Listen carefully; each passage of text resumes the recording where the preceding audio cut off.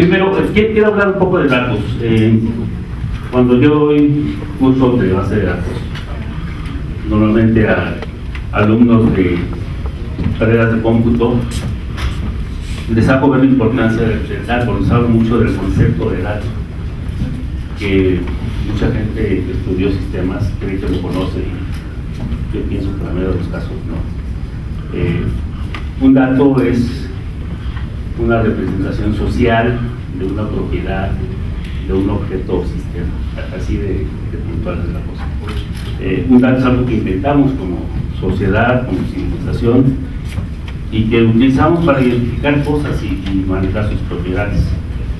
Normalmente tendremos un dato o una variable, como decimos a veces, cuando modelamos la realidad. La realidad es una cosa muy compleja y para estudiarla hacemos modelos sobre la realidad. Puede ser un átomo, un planeta, una enfermedad, una persona, una factura, lo que quiera. Donde eso, vemos qué propiedades tienen, medimos y de eso sacamos los datos. Y los datos son la materia prima de la gente de sistemas. Está todo lo que hacen, redes, cómputo, bases de datos, programación, tiene que ver con este tipo de datos. Es un concepto fundamental. Y ya que hablemos de la calidad de los datos, es un tema en sí mismo muy importante, que también se suele descuidar mucho. Los datos tienen vigencia, caducidad. Yo alguna vez consulté a una empresa que llevaba datos de empresas muy importantes y su sistema, cada vez que presentaba la pantalla al usuario del sistema, le decía si un dato ya había caducado. Tenían criterios muy definidos. Por ejemplo, el nombre de una persona en un puesto podía caducar en 6 meses. Lo ponían en rojo en la pantalla. Entonces, si estaban rojos, tienen que llamar a la empresa y checar que esa persona estuviera en ese puesto. Otras cosas eran de más largo alcance. En el teléfono, por ejemplo, antes no se cambiaba tan frecuentemente, ahora con los celulares pasa diferente. Entonces, el dato es un concepto muy complejo y por lo tanto manejarlos es igualmente complejo. Pero ahí arriba debería decir que vamos a suponer que un byte es un gramo de arroz. Ya veremos por qué hacemos este ejercicio. Vamos a suponer que este arroz es un byte. Un byte son 8 caracteres o una palabra, como decíamos antes. Y es nuestra unidad de medida de la cantidad de datos. 1 kilobyte equivale a una taza de arroz. Vean cuánto crece de un solo grano a 1 kilobyte, algo que vemos como algo muy pequeño para los sistemas actuales. Cuando nació el cómputo teníamos 128 kilobytes de memoria. Tenemos cantidades inmensas y no tenemos conciencia de que es mucha información. Entonces es mucho pasar de un byte a 1 kilobyte. Pero vean el siguiente nivel. 1 megabyte son 8 sacos de arroz. O sea, 1 megabyte ya es mucha información. Si estamos acostumbrados a tener todos estos granitos de arroz en el celular, a mandarlos con un mensaje, en una tarjeta que nos costó 100 pesos. Y no estamos conscientes de que traemos ya demasiada información. Yo recuerdo que por ahí del año 2005, para una empresa que hace vales efectivos, ¿vale?, dimensionamos su disco duro y para un año definimos que requeríamos 40 megabytes para un año de información. Eran datos textuales. Ahora, como ya lo hemos dicho, manejamos documentos que son muy pesados: PDFs, videos, fotografías, mapas, archivos Shape, que hace rato los mencionaron. ¿Alguien sabe qué es un archivo Shape? 2 personas, eso esperaba. Un archivo Shape es un archivo que define la información geográfica. Si ustedes quieren conseguir el mapa de Estados Unidos con sus ríos, o el mapa de México con sus municipios, lo que necesitan conseguir es un archivo Shape. Cuando lo consiguen, en el INEGI seguramente. Después de buscar bastante, pero seguramente lo consiguen. Megabyte, 8 sacos de arroz. GB, 3 contenedores de arroz. Y esto es lo que estamos manejando actualmente. Y esto todavía no es Big Data. Esto ya lo maneja cualquier niño en su celular. Dense cuenta del tamaño de la información.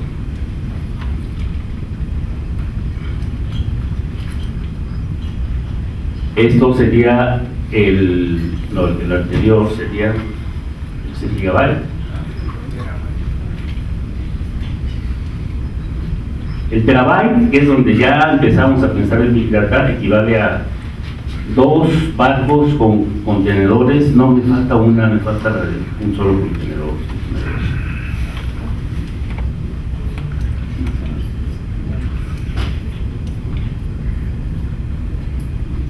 No, aquí estaban los contenedores. Un terabyte ya son 2 barcos con contenedores de granos de arroz. Es una cantidad, aún aquí, se maneja de una manera muy complicada. Es lo que pasa con Big Data. Ya nuestras bases de datos relacionales son insuficientes para hacer una consulta en una base de datos de ese tamaño y que nos dé una respuesta de una manera rápida. O sea, esperamos que nos la dé normalmente, que les gusta, en una décima de segundo. O sea, una buena base de datos en un buen servidor nos debe entregar una consulta en una décima de segundo o en minutos, y ya empieza a ser lento. Ya no nos da para eso una computadora o un servidor grande cuando manejamos terabytes. Y desde luego, cuando nos vamos al siguiente nivel,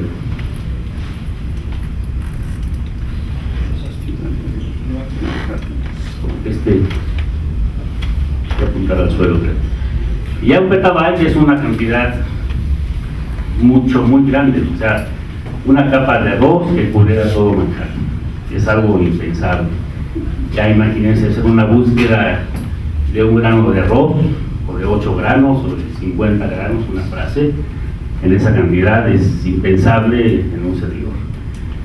Y la promesa de Big Data es que lo puede hacer en un tiempo razonable. Razonable puede ser 20 minutos, pero antes no lo podíamos hacer, sino 2 o 3 días. Y hablar ya del siguiente nivel, pues ya es monstruoso. Un exabyte ocuparía 3 veces la superficie del Reino Unido. Ya son volúmenes que hay empresas que no las tienen, ni Facebook, ni Twitter, ni Yahoo, pero estamos creciendo hacia allá. Ya lo dijo alguien en algún momento, estamos duplicando la cantidad de información cada 2 años. Y aquí es, desde luego, la primera oportunidad de negocio. Las empresas que se dedican a vender almacenamiento tienen el campo abierto para hacerlo. Por más crisis, por más falta de presupuesto, por lo que sea, si seguimos con este ritmo, necesitamos más y más medios para almacenar. Es cierto que la memoria se ha abaratado, cada vez guardamos más información en menos volumen, y con discos de estado sólido tenemos acceso más rápido ahí.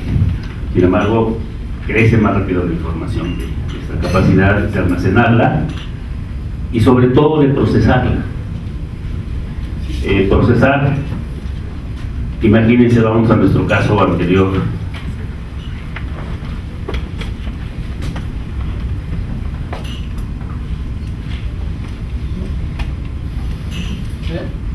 Procesar toda la información de un petabyte en una sola máquina, en un solo disco duro o en una SAN, ya es complicado. Entonces tenemos que recurrir a un clúster de computadoras, 100, 1000, 1500, y hacer la búsqueda en cada nodo del clúster, y después juntar a través de un proceso que se llama MapReduce toda la información y dar la respuesta en un tiempo razonable. Esa es la idea de Big Data y de Hadoop. Departamentalizar la información, distribuirla, tener un sistema muy inteligente que controle dónde está la información, guardar réplicas de la información hasta 2 veces más. O sea, si van a guardar 1 terabyte de información en un clúster, requieren tener en total el triple de espacio, porque se guarda de manera redundante. ¿Por qué?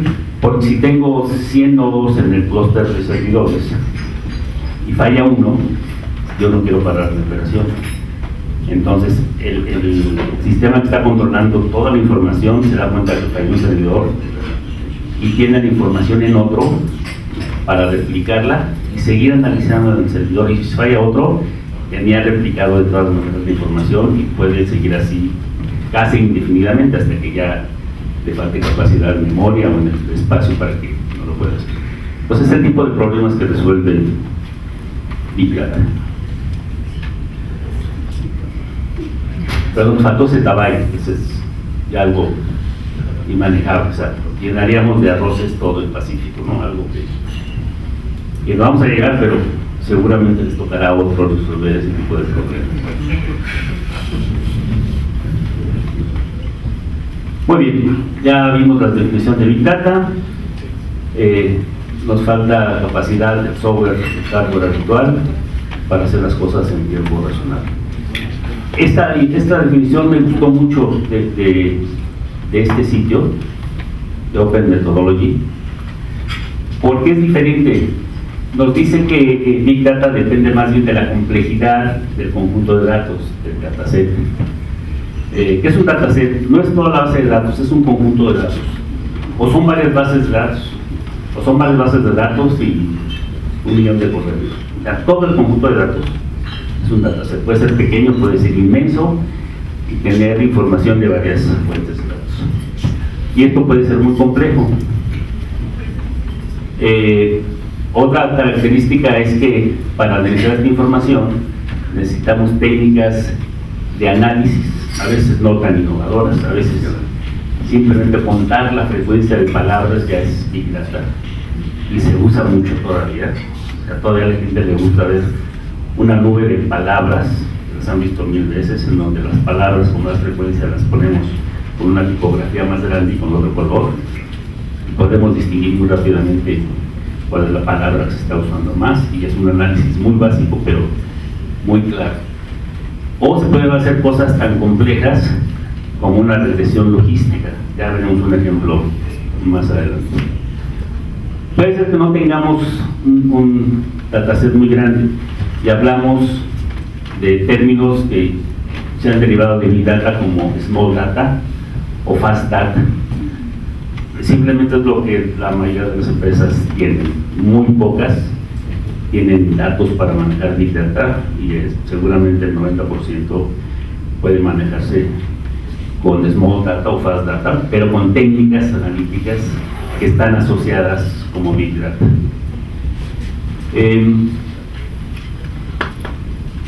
La conclusión es que más que el volumen de los datos, lo que define que sea Big Data es la complejidad para almacenarlos, para tener acceso a ellos y para analizarlos. Eso define Big Data. Repito, me gusta más esta definición que la de las 3 veces. Que ya la vemos. Bueno, es un ejemplo de lo que es Big Data y para qué se está usando. Vamos a ver varios ejemplos. La plática, por cierto, se llama el valor de los datos. Quiero ver que a veces tenemos datos y no estamos conscientes de todo lo que nos pueden dar.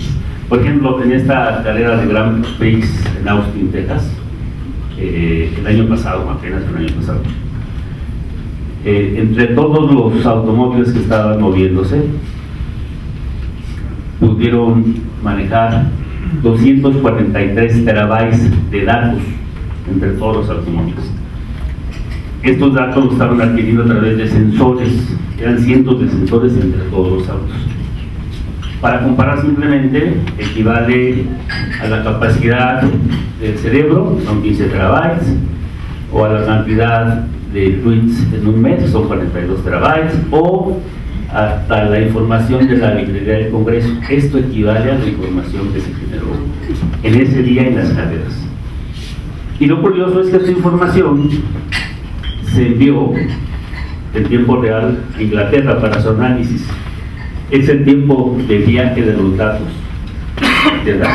Tenemos que hemos avanzado mucho en conectividad. Esta es el tiempo de ir y regreso los datos y el resultado se procesaba muy rápido.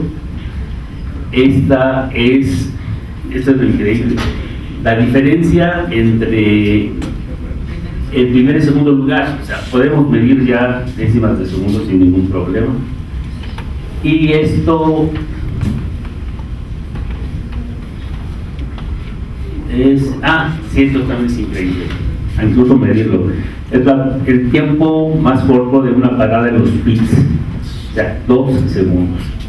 O sea, ¿qué podemos hacer en 2 segundos? Limpiarle el casco al piloto, pero le cambian las 4 llantas y hace las zonas, ¿no? 2 segundos. Y medir esto también es un logro tecnológico muy importante. Bueno, y finalmente estas carteras gráficas nos dicen cuánta información se recuperó en las prácticas, en la calificación y en la carrera a diferentes horas. Entonces, es información sobre la información, o sea, son metadatos que ya también hemos mencionado. Entonces, vean, los sensores están tomando información, los almacenamos, los mandamos a Inglaterra, los procesan, regresan, para que la gente que esté en los pits tome decisión. O sea, ya manejan tal detalle que pueden predecir cuántas vueltas va a durar el coche corriendo. No sé si escucharon a Checo Pérez en la última carrera, él sabía que no iba a ganar. De entrada dijo, no voy a ganar, pero quiero estar, es México, es muy importante. Hubo otro piloto que sabía que no iba a durar más allá de la primera vuelta, corrió, o sea, ya tiene un tal detalle del automóvil que pueden decir muchas cosas, ¿no? Y es a través de los sensores. Es una tecnología que nació aquí, pero sobre todo en los aeroplanos, en los aviones. La cantidad de sensores que tiene una turbina de avión también es increíble. Tienen como 200 sensores, miden vibración, viento, velocidad, temperaturas, presiones en el metal, torsiones. Esa información la toman para optimizar el diseño de las turbinas. Y aún así fallan, así que todavía nos falta avanzar mucho. Entonces, esto sí es realmente Big Data, pero, repito, pocas empresas, pocas actividades humanas generan tanta información de manera tan clara.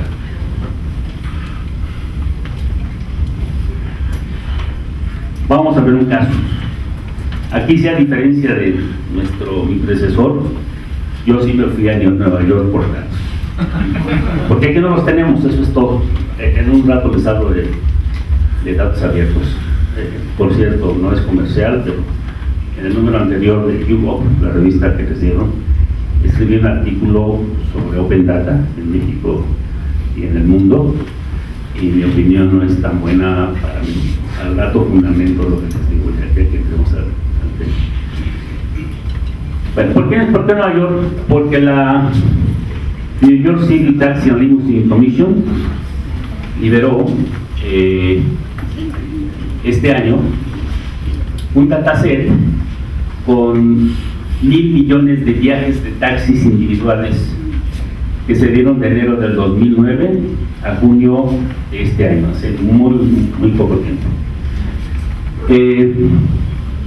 Los datos eran dónde se tomó el taxi, hasta dónde llegó, si era cuál de las 3 líneas que hay fue el taxi, es la amarilla, creo que la negra y Uber, la ruta del taxi, cuánto fue la tarifa, si pagó con tarjeta de crédito o en efectivo, y obviamente eso no lo tenemos en México, así que imposible, ¿no? O sea, ni siquiera como dato abierto ni como tengamos eso, no tenemos que ir a Nueva York.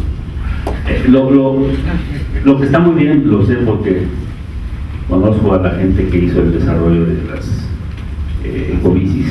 Son los datos de ecobicis, tienen un muy buen dataset de eso y lo han manejado de una manera muy efectiva. Muy bien, entonces este dataset tiene esa cantidad de información.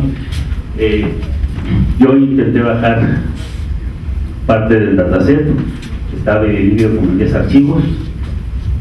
Cuando le puse que me bajara el primero, me dijo que va a durar 1 hora bajando. Bajé apenas parte del primer archivo. Y tiene esta cara. El encabezado del archivo, por cierto, ¿cuántos aquí son programadores? Gente de TI.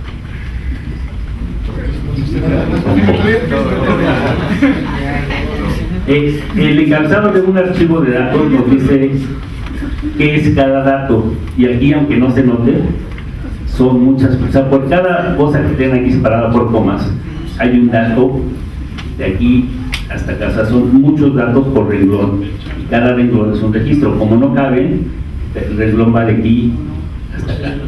Entonces imagínense 1,000 millones de renglones. Esto es lo que liberó esa comisión. Y ya, parece poca cosa, ¿no? O sea, ¿qué hacemos con 1,000 millones de datos? ¿Qué hacemos con esta información? Si les pregunto ahorita se les pueden ocurrir algunas cosas. Pero vamos a ver lo que hizo un analista de datos. Y lo hizo con una herramienta además que es muy buena, que también es software libre, que se llama R. A la gente que usa SAS, en la mañana habló de SAS, todo está por aquí. Les recomiendo que le eche un ojito a R, no cuesta un solo quinto y hace prácticamente todo lo que hace. Y hay para todas las formas, Windows, Linux, Mac. Sí, perdón, R hace todo lo que hace. Muy bien, entonces estos son estos datos que se ven muy sencillitos, muy poco útiles. Vamos a ver qué se puede hacer.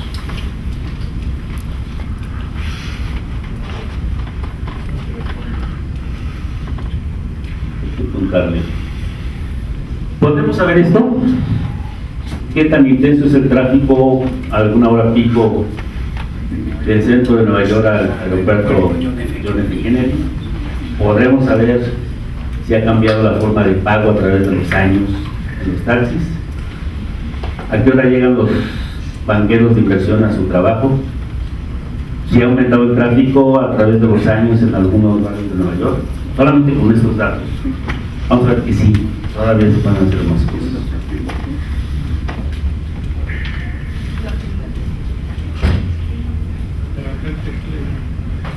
Muy bien.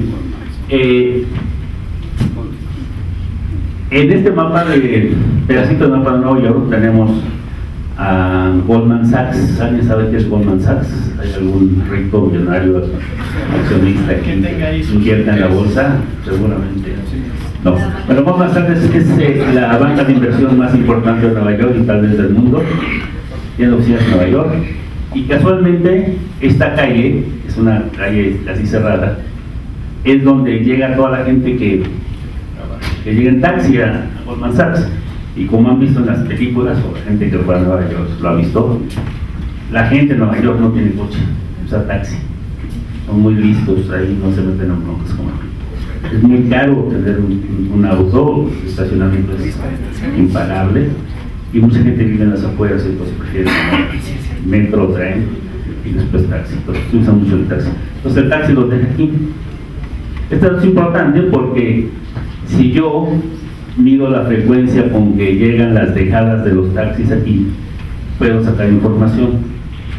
Repito, lo importante es que yo tengo los datos de cuántos de esos 1,000 millones de viajes llegaron aquí.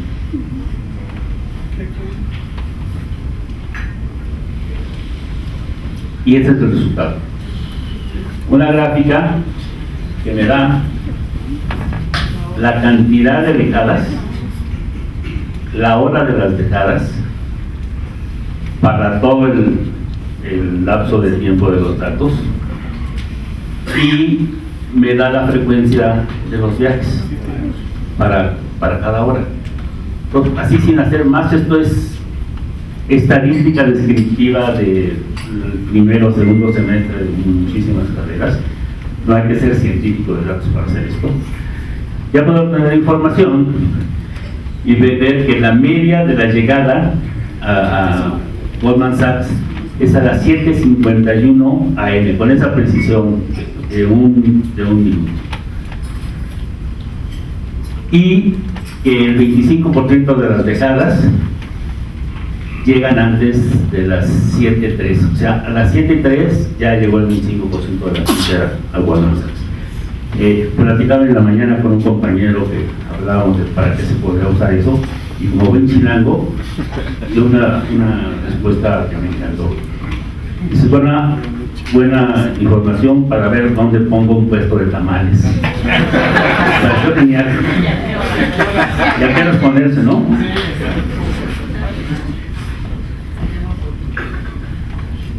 Exacto. Y así como lo hice para Goldman Sachs, podría analizar muchos puntos de la ciudad en donde yo pueda definir dónde llega la gente aquí ahora. O sea, vean, con un análisis tan simple, estos datos que parecían humildes e inofensivos dan un poder muy grande. Y esta es la primera lección que quisiera que entendieran. No menosprecien lo que tienen en sus datos.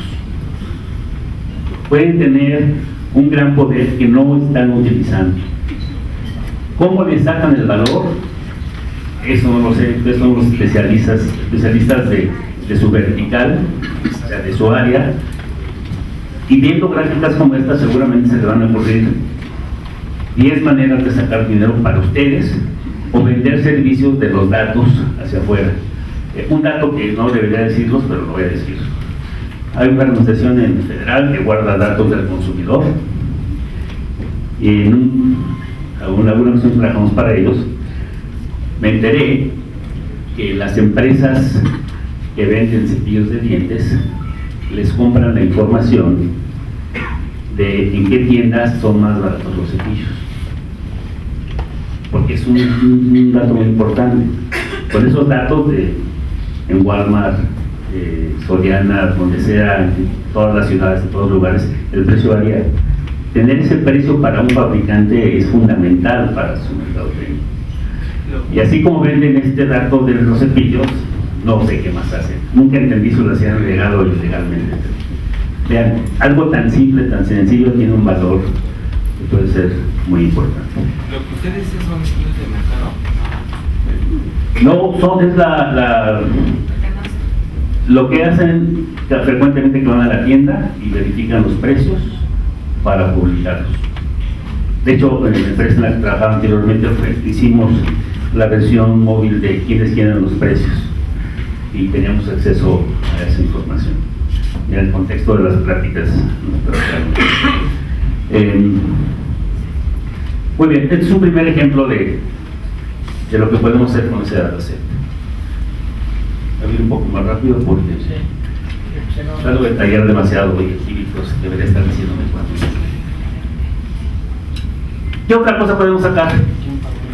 Estas son dos gráficas en donde tenemos el % de la gente que pagó con tarjeta de crédito y el resto pagó en efectivo.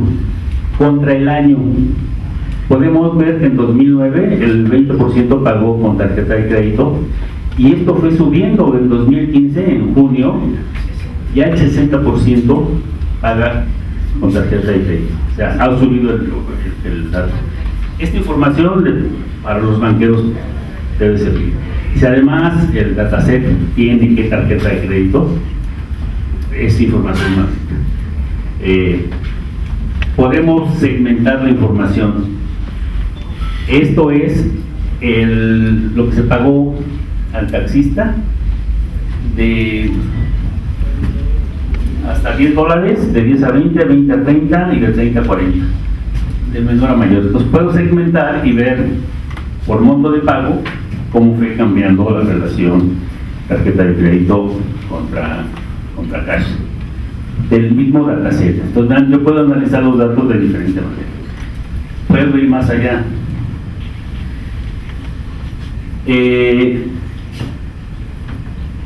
Tengo un barrio, Northside, Williamsburg, hagan de cuenta Narvarte, no importa dónde esté, es una zona, y veo que en 2009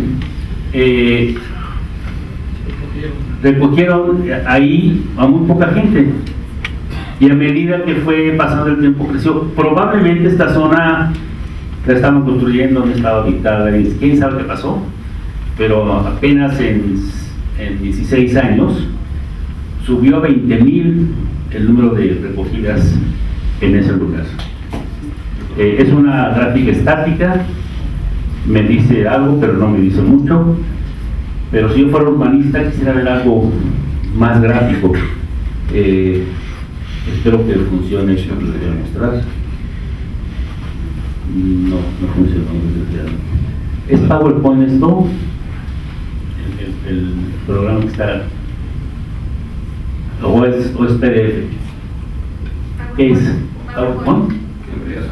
Porque debería verse en esta gráfica que esto fue para el primer semestre de 2011, va cambiando el semestre y esto va cambiando de color. Este es el barrio que les decía, Northside, Williamsburg, y a medida que pasa el tiempo se va poniendo más colorido. Cada década, cada recogida es un punto rojo, es un punto muy pequeño. O sea, a medida que va pasando el tiempo, las calles se van poniendo más rojas. Y esto debería verse porque es un GIF animado. Yo lo probé en OpenOffice, en la versión libre de los suites de oficina, y debería jalar en PowerPoint. Pero bueno, es muy interesante porque aquí ya veo gráficamente cómo va aumentando la necesidad de recogida de taxis en esta zona. Bueno,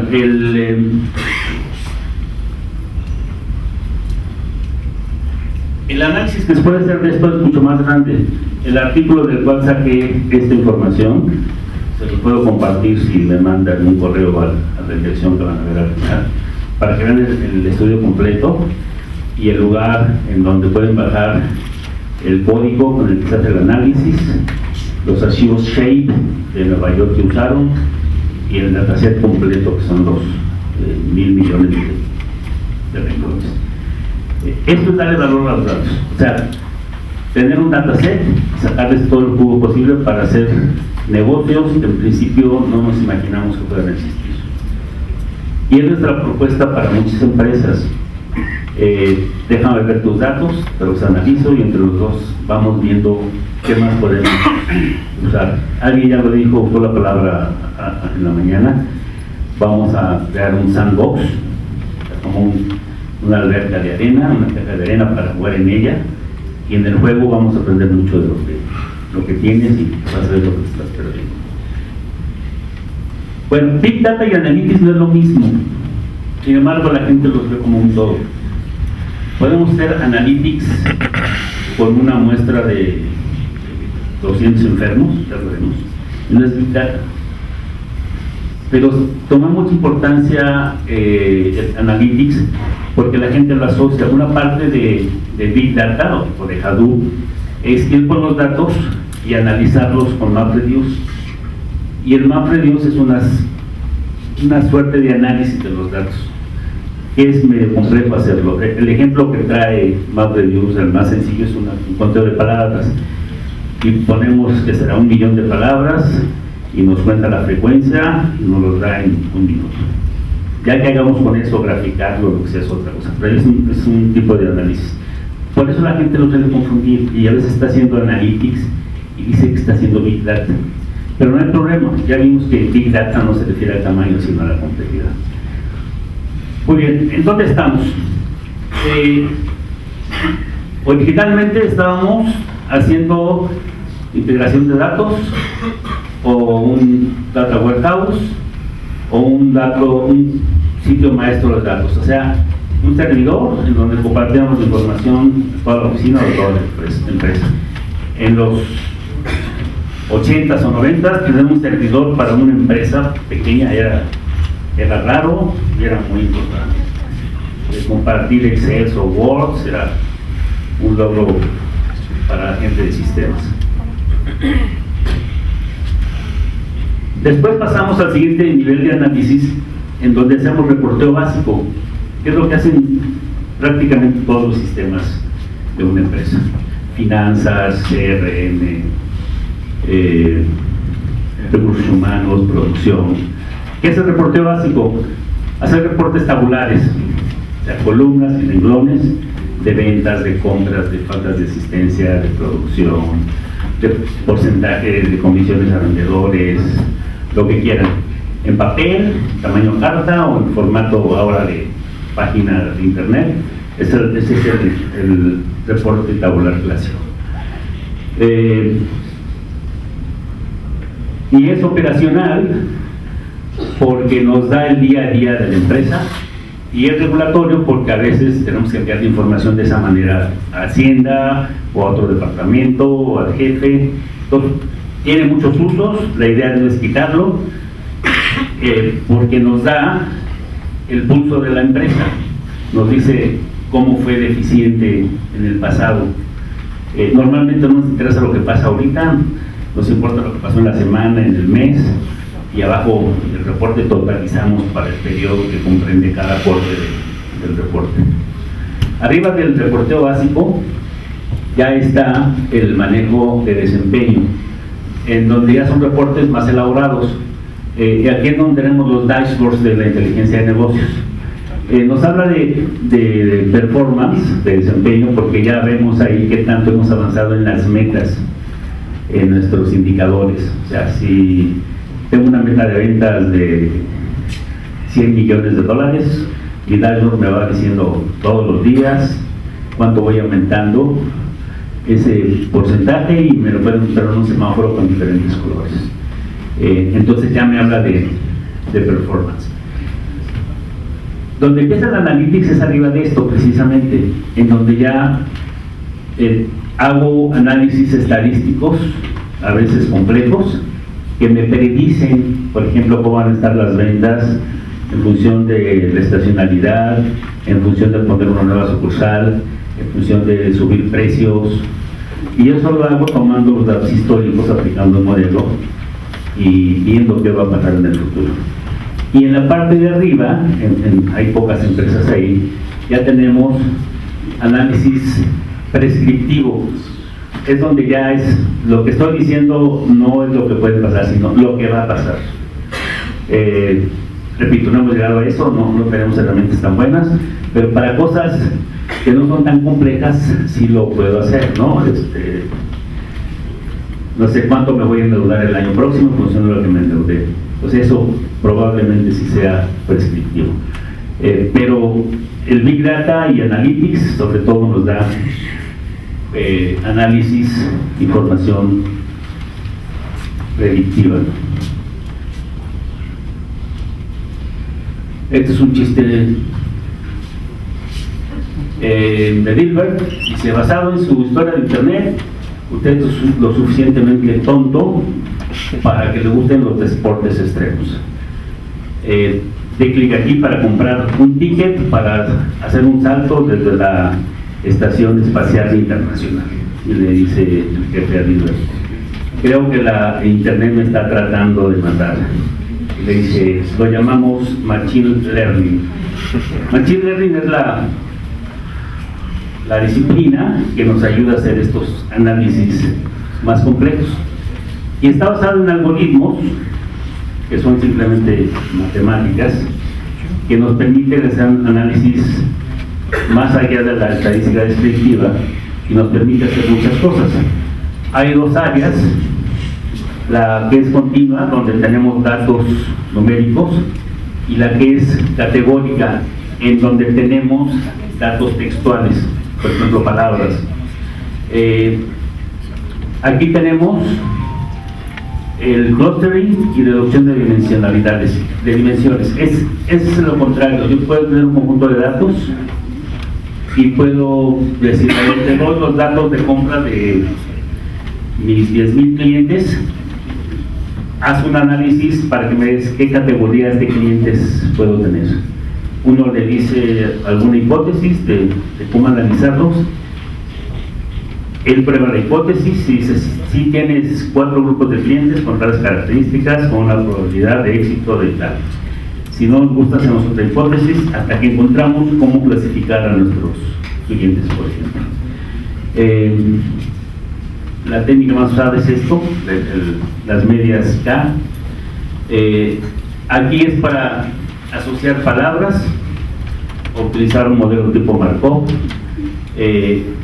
Esto es lo más clásico en la estadística, una regresión lineal o polinomial. Aquí suponemos que nuestros datos, la variable dependiente y la independiente, se comportan de manera lineal, sea una línea recta, o polinomial, que puede ser una curva. Árboles de decisiones o bosques aleatorios. La clasificación, que es la que se utiliza mucho, las más importantes son la regresión logística y el análisis de Nair-Bayes. Vamos a ver un ejemplo de este en un momento más. Entonces, esto es lo que ya hace un analista de datos, normalmente con un perfil de actuario o de matemático, o gente que hace maestrías en estadística, porque implica conocer mucho estos modelos para aplicarlos. Sin embargo, con herramientas como SAS o como ARL, ya no es tan complicado hacerlos con algo de capacitación.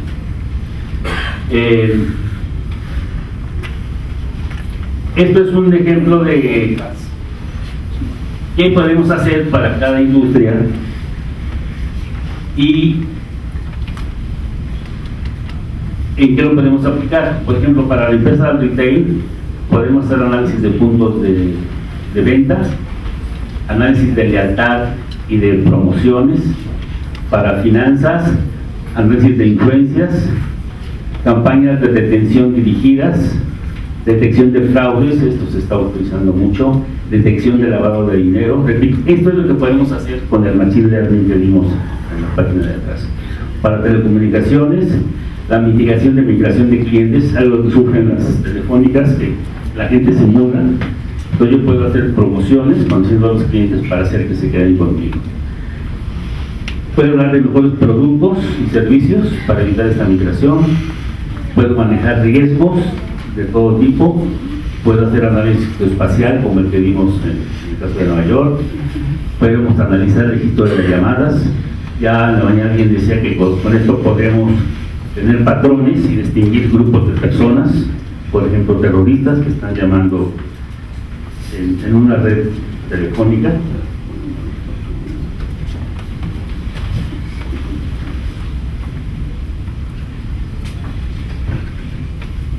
Para productos empacados a cliente final, podemos hacer análisis de sentimientos, lo que dicen en las redes sociales aparte de los productos, optimización de campañas de marketing, que es lo que hace Amazon a través del Machine Learning, a través del comportamiento de una cantidad grande de clientes que compran libros.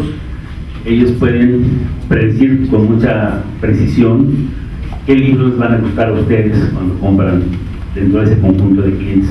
Es un clustering porque ellos clasifican a sus clientes, a los millones que tienen. Es el grupo de clientes que compra novelas de romance, de misterio y policíacas. Es el que compra de cómputo, de lenguajes de programación, y este es el que compra. Esto es automático, no lo hace una persona. Hay un algoritmo ahí que los está clasificando. Cuando ustedes llegan, los toma, los mide y va a la base de datos y les muestra la información que es importante. Parte de la técnica de Big Data es hacer esto automáticamente, no para cada caso, y hacer eso, ya lo vieron, no es trivial. Para healthcare podemos diseñar medicamentos, o sea, se hace una diseño de cientos de medicamentos, se prueban teóricamente en modelos químicos y solamente se prueban con pacientes o animales, unos pocos, se ahorra mucho tiempo, mucho dinero y muchas vidas de animales y de gente. Investigación científica, de ahí nació de hecho casi todo el Machine Learning, diagnóstico y medicina basada en la evidencia. Vamos a ver un caso de estos en un minuto.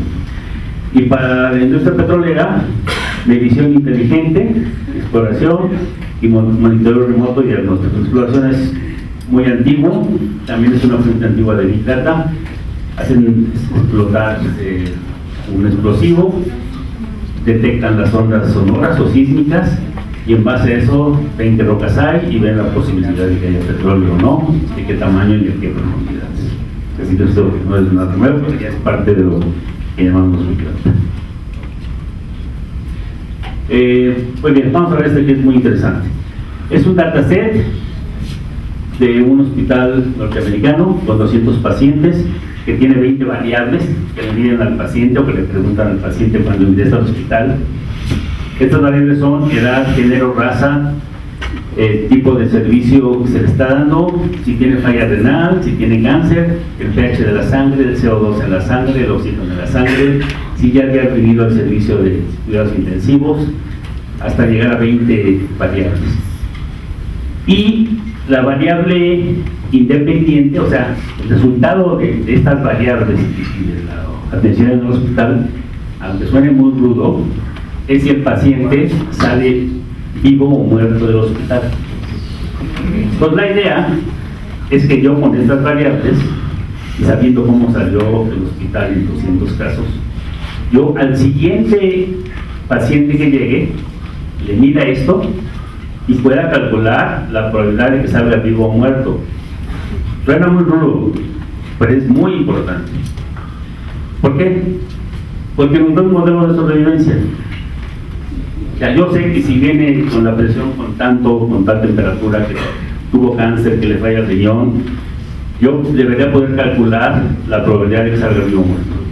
Y con esa probabilidad trabajar. O sea, si tiene mucho riesgo, le tengo que poner más atención. O si no tiene mucho riesgo, paso a una sala que no requiera tanto cuidado. Me ayuda para eso. Eso es lo primero. Pero me dice cuáles factores tienen más riesgo. De todos los 20, este estudio me puede decir cuál es el que afecta más para que salga vivo o muerto. Es algo que no sabía. Tenía 200 datos y ese mar de datos no puedo saber mucho. Ya la vimos. Eso es bien interesante.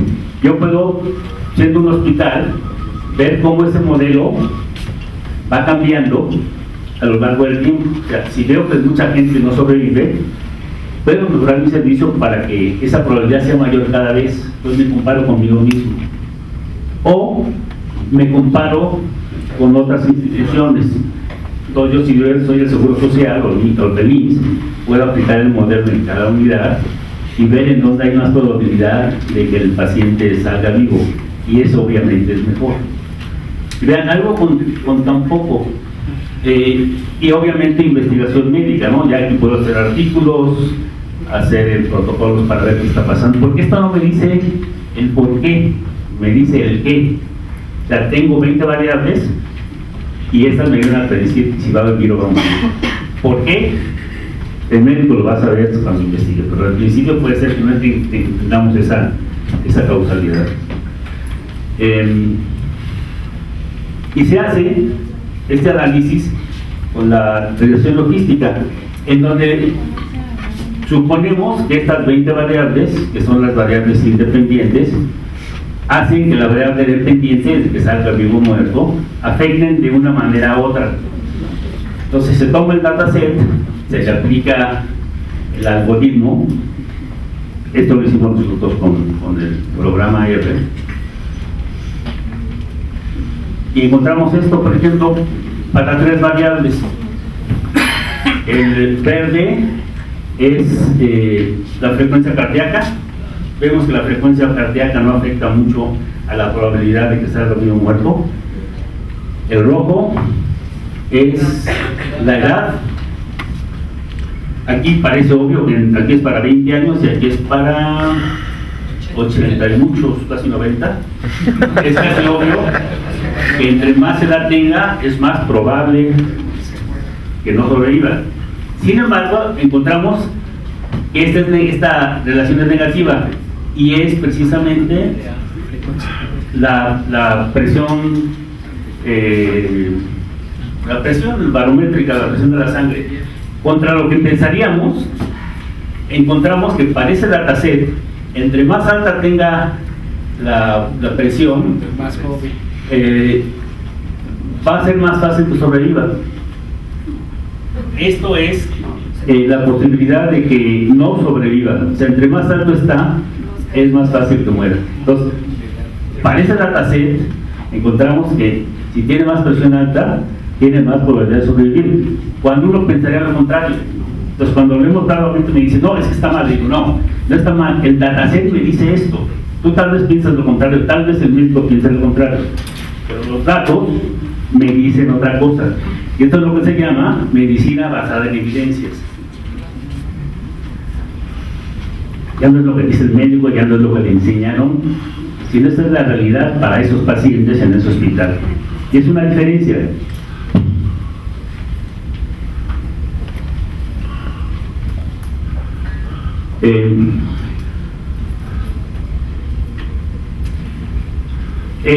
Este lenguaje R me permite sacar con precisión la probabilidad. Uno tiene un programa en donde dice, voy a probar a un paciente que tenga 40 años, que tenga una presión de 120 y que tenga edad, presión y... ¿Se puede quedar con presión? Ritmo cardíaco, de 80 pulsaciones por segundo. Y le pido al modelo que me prediga para este paciente y me dice que tiene la probabilidad de no morir, de no vivir del 13%. En cambio, si le paso un paciente de 70 años con las mismas valores, vean que me da una probabilidad de que no sobreviva mayor. Entonces yo para pacientes específicos puedo tener un valor específico. Entonces, ¿para qué nos sirve? Yo puedo recibir un paciente, le tomo las 20 variables, lo interrogo porque muchas respuestas son de si tiene cáncer, si es la segunda vez que llega, la edad, una serie de cosas, y en ese momento le aplico el modelo y sé el número que me está prediciendo el modelo de esta posibilidad de que yo no viva. Y yo hago cosas con respecto a eso. Entonces, este es el tipo de cosas para que nos sirve el Analytics.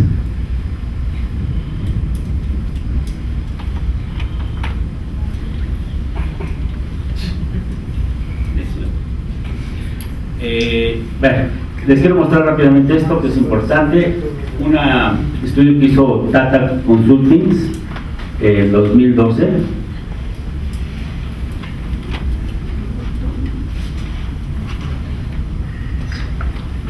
Esto me lo salto, récords interesantes, pero quiero ver estas gráficas. Porque aquí, contra lo que esperaríamos, esta es el porcentaje de empresas por país que tienen iniciativas de Big Data en 2012. El promedio total es 53%, Estados Unidos está en 68%, pero curiosamente México está en 68%. O sea, para este estudio Tata encontró que hay muchas iniciativas en México. Ya lo dijo Claudera, o sea, no hay muchos clientes para Big Data en México todavía. Pero todavía estamos haciendo prospección, estamos haciendo evangelización, y este evento tiene ese fin, finalmente, que la gente entienda qué es Big Data, para qué sirve y qué beneficios tiene.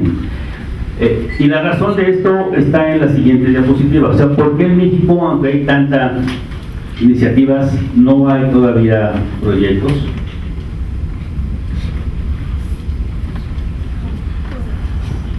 Aquí lo que estamos viviendo es el promedio de gasto por compañía que ha gastado por país. Y vemos que en Australia están gastando $50 millones por empresa, y en México apenas 7.5. Entonces, hay muchas iniciativas, pero la gente no está invirtiendo en Big Data. Pero no es que la gente no quiera hacer Big Data, sino que realmente no le está poniendo interés o no está consiguiendo los presupuestos para hacer.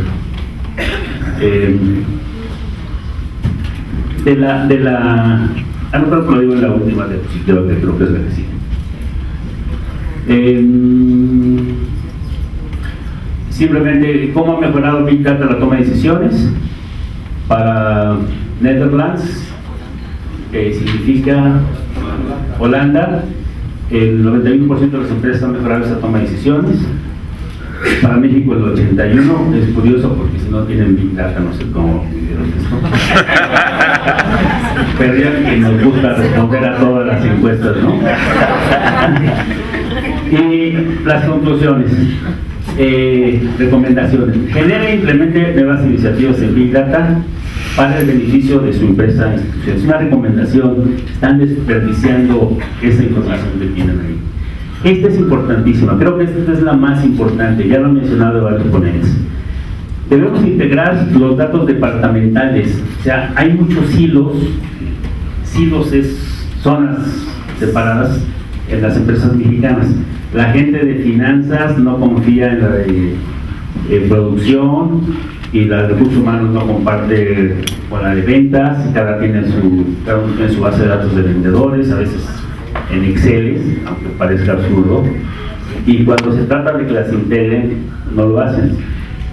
Nos ha platicado gente que ha trabajado en banca, que pasa en los bancos importantes. La sección de tarjetas de crédito no tiene la información de cuánto tiene invertido la misma persona, o si la misma persona tiene varias cuentas. Todo está departamentalizado y eso es uno de los primeros problemas para hacer Big Data. O sea, tenemos que juntar todo para que analicemos todo junto y para que consigamos relaciones entre toda la información posible. Hay que pasar de los reportes simples, eso ya es del siglo pasado, hacia la etapa predictiva. Y permite a las empresas que le están ofreciendo servicios que les dé una probadita de que pueden ser con los datos, puede ser que estén sentados en una mina de oro y que lo estén desperdiciando. Bueno, ¿preguntas?